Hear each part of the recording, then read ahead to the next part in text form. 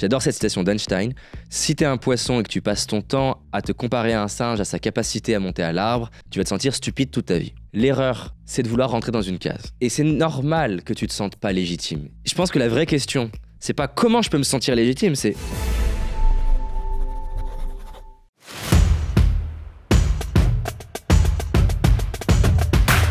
Ouais, j'ai eu le cas à titre perso, c'est-à-dire d'arriver à me trouver légitime, arriver à me sentir légitime, arriver à être à l'aise, surtout que j'ai démarré, j'avais 21 ans. À 21 ans, j'en faisais 12, donc arriver déjà à moi me sentir légitime, c'était un sujet. Est-ce que j'ai des personnes où il y a des sujets de légitimité, en fait, plein, tout le temps, à différents niveaux. C'est-à-dire que ça peut même être l'entrepreneur qui fait déjà plusieurs millions d'euros de chiffre d'affaires, qui est très à l'aise dans plein de contextes, mais là, il s'agit de faire un TED, où il s'agit de développer un pays, il s'agit d'aller aborder un type de client, il s'agit de se mettre sur les réseaux sociaux. Tu vois, j'ai un entrepreneur là que j'ai en tête, sa boîte, j'ai peur de dire des bêtises, mais il doit être entre 50 et 100 salariés, donc c'est déjà une boîte qui fonctionne, une belle boîte, et il me dit, j'ai envie d'aller mettre sur les réseaux, je suis pas à l'aise, est-ce que je vais être stupide? Et donc ça montre que c'est à plein de moments que ça peut arriver, cette question de est-ce que je suis légitime? La notion de légitimité et être à l'aise, c'est encore deux choses. Parce que je peux me sentir légitime, ne pas me sentir à l'aise, et je peux ne pas me sentir légitime et ne pas me sentir à l'aise. Une chose qui m'a beaucoup aidé, c'est que souvent, l'erreur qu'on fait, c'est qu'on veut convaincre les autres. On veut convaincre les autres qu'on est légitime. On veut convaincre qu'on est à la hauteur. Mais c'est déjà entre soi et soi-même. Donc moi, typiquement, c'est un vrai exercice que j'ai fait, qui peut s'appliquer à d'autres choses que mon sujet qui était mon âge. Mais j'ai pris un papier et je me suis dit, face à moi-même, comment mon âge est finalement une opportunité pour les personnes que j'ai envie de toucher. C'est quoi l'intérêt pour eux de travailler, d'écouter quelqu'un qui à ce moment-là a 21 ans. J'en ai 33 pour donner du contexte. Et pas juste en lister 2. J'en ai listé peut-être 70. Et ça prend du temps, ça m'a peut-être pris 2 heures, je l'ai peut-être fait sur plusieurs jours, je me souviens plus exactement. Et ça a déjà changé beaucoup de choses parce qu'en fait, j'ai vu des choses que je voyais pas. Et ça marche dans l'autre sens aussi. C'est quoi les inconvénients pour les gens que je veux toucher d'avoir ce qui serait un peu le cliché auprès de quoi je me compare. Imaginons que je me dise, oui, mais en fait, les gens que je veux, ils vont préférer quelqu'un de 45 ans, etc. De me dire, c'est quoi l'inconvénient de quelqu'un de 45 ans?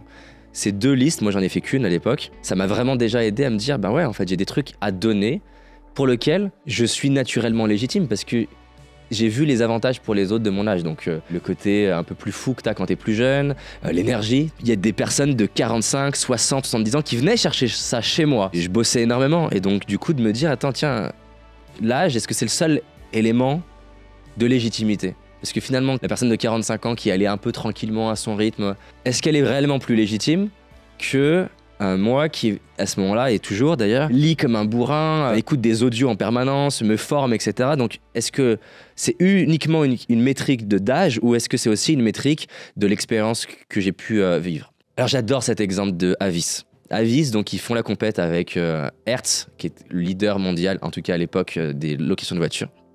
Et au lieu de combattre contre eux-mêmes, de se dire on est petit, donc on va pas y arriver, ils se sont vraiment posé la question, c'est quoi l'avantage pour nos clients qu'on soit numéro 2. Ils ont fait toute une campagne publicitaire. We are number 2.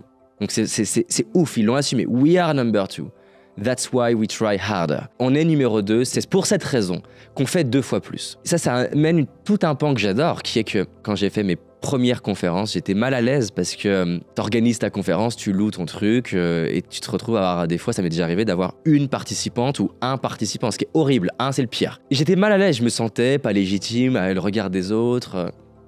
Et en fait un jour je me suis dit mais c'est quoi l'avantage pour une cliente ou un client de se retrouver dans une conférence et d'être seul? Et j'ai pareil listé au moins 50 bénéfices pour la personne. Et un jour, il y a une nana qui arrive, certainement 40-45 ans, et c'est ce moment un peu malaisant d'habitude de on est combien ce soir? Et avant, j'étais mal à l'aise, je commençais à déglutir, j'espérais qu'il y ait une deuxième personne, et c'est très bizarre. Et en fait là, parce que moi je m'étais convaincu, là je lui ai dit, mais spontanément, en fait, il y aura potentiellement 2, 3, 4 ou peut-être seul, et je lui ai vraiment dit ça, je lui ai dit, et si vous avez de la chance, vous serez toute seule. Et pourquoi vous avez de la chance? Parce que du coup, ce sera pas une conférence, ce sera un coaching. Et je me rappelle, c'était dingue parce qu'il y a des personnes où j'ai passé 2h30 pour 19 €, 2h30 de coaching. Dans les semaines qu'on suivi, qu'est-ce qui s'est passé? J'ai des gens qui sortaient de ma conf et qui en parlaient à des gens en disant en fait là, j'ai un bon plan. Il y a un mec à 19 €, certes il est jeune, mais par contre, je donnais tout ce que j'avais, tous les outils que je connaissais, j'étais en coaching. Je voulais faire en sorte que la personne, quand elle part de la salle, elle se dise c'est dingue en fait la chance que j'ai eue. Et ça a commencé à se passer, donc du coup rapidement j'ai plus qu'une personne, mais ça montre à quel point c'est entre soi et soi.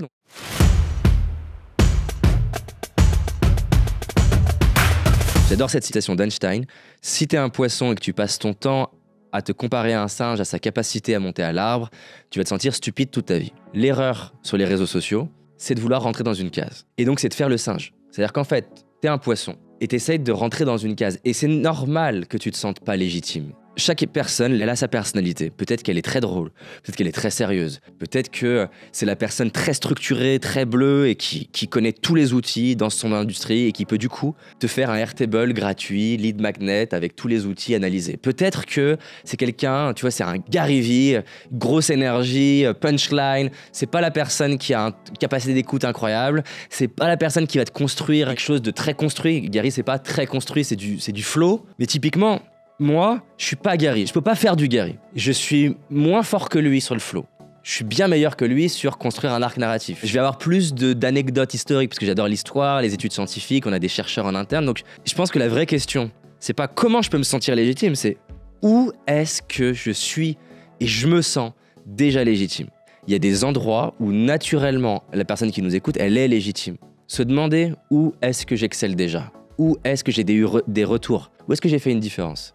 Moi, avant de me lancer, la réalité, c'est que j'avais déjà aidé des potes sur des sujets humains, psychologie. J'avais un pote qui s'était fait larguer par sa copine et je l'avais aidé en fait à être plus confiant. Donc je partais pas de zéro. Et d'ailleurs, à chaque fois que j'entends quelqu'un qui dit « Ouais, mais je suis stressé, je pars de zéro », je dis « Stop. Aucun être humain sur cette terre part de zéro. » Ça, c'est une construction de l'esprit qui t'aide pas. Tu pars pas de zéro. Même si demain, je crée une autre boîte, je partirais pas de zéro, j'ai appris plein de choses. La personne qui dirait oui, mais toi, ça a créé une boîte. Imaginons que tu as été directeur dans une entreprise. Tu as appris à manager, tu as appris à recruter, tu as appris à vendre. Peut-être vendre tes idées à ton manager en interne. Tu as appris plein de choses. Plus tu vas voir ça, mieux tu vas te sentir et tu vas te sentir plus légitime.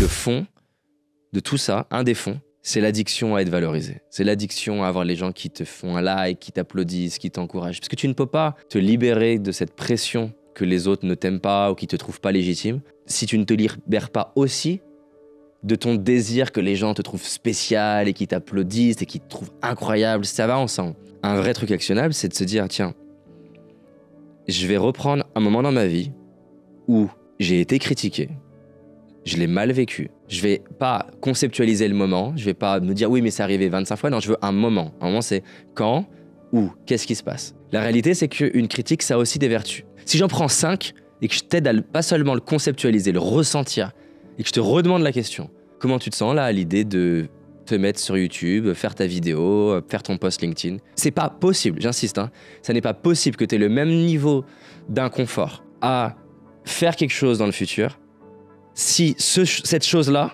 elle est associée maintenant, suite à l'exercice, à non pas du plaisir, mais au moins de la neutralité. En fait, toute chose a deux côtés. Être leader, ça a des avantages. T'es crédible, tu peux faire des économies d'échelle, mais ça a aussi une faiblesse. Qui dit leader, dit que déjà plein de personnes veulent prendre ta place, mais aussi tu peux plus faire les mêmes choses. Donc ta faiblesse est forcément aussi une force.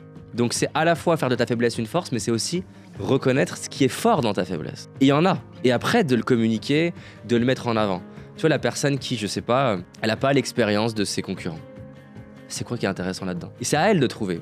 Peut-être que justement, elle a moins d'idées préconçues et que du coup, elle peut réinventer son industrie. Peut-être c'est ça. À elle de trouver en quoi ce qu'elle considère être son talon d'Achille peut être une ressource pour elle. Et aussi, pas que le côté faiblesse, où est-ce qu'elle excelle? Où est-ce qu'elle est forte? Où est-ce qu'elle est son génie? Où est-ce qu'elle est le fameux poisson qui excelle dans son océan à elle plutôt que d'essayer de ressembler à quelqu'un d'autre?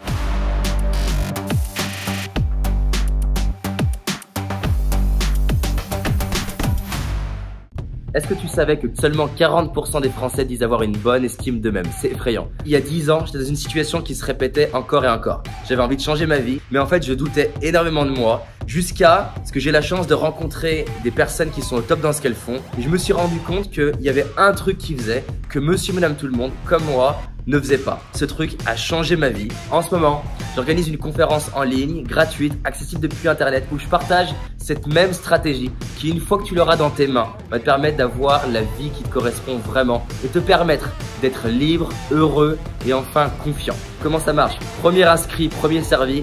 Donc voilà, prends ta place. Je te dis à très vite pour cette conférence en ligne, accessible depuis partout, ton téléphone, ton ordi, et je te partagerai cette stratégie qui a changé ma vie. Allez, à toutes.